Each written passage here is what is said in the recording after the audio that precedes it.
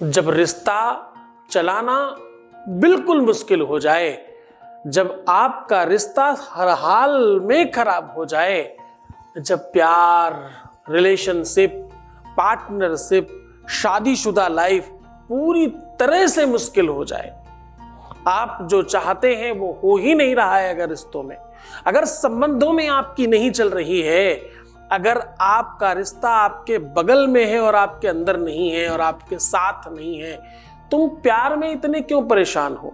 तुम रिश्तों के साथ इतने हैरान क्यों हो?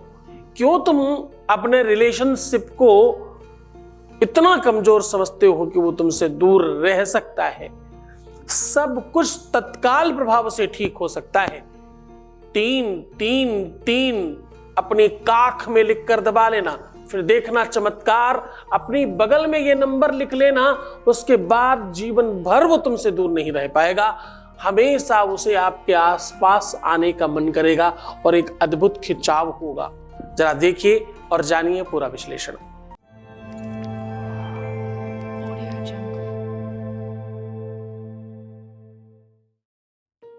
आज सीधा बात कह रहे हैं कि अपनी काख में ये नंबर लिख लेना, अपनी बगल में ये नंबर लिख लेना। आपका प्यार, आपका पार्टनर, आपका रिलेशन हमेशा के लिए आपके साथ होगा, साथ साथ होगा।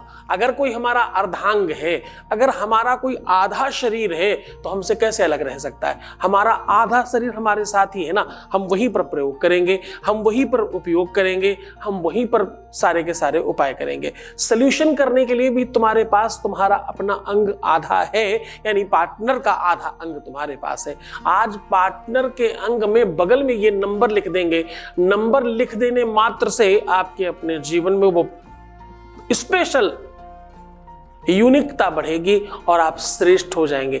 ये नंबर रिपीट करके लिखना है 3 बार, ये नंबर ढंग से लिखना है 3 बार। इस नंबर को लिखने की पद्धति और सिस्टम और व्यवस्था बिल्कुल थोड़ी अलग है इस बार। और हाँ, ये साल जो है ना, ये स्पेशल प्यार के लिए साल है। इस साल का प्रारंभ शनि से हुआ है। शासनिक, प्रशासनिक और बहुत सारे ऐसे तथ्य हमारे सामने आएंगे इस साल में जो बहुत अनछुए और अनसमझे थे।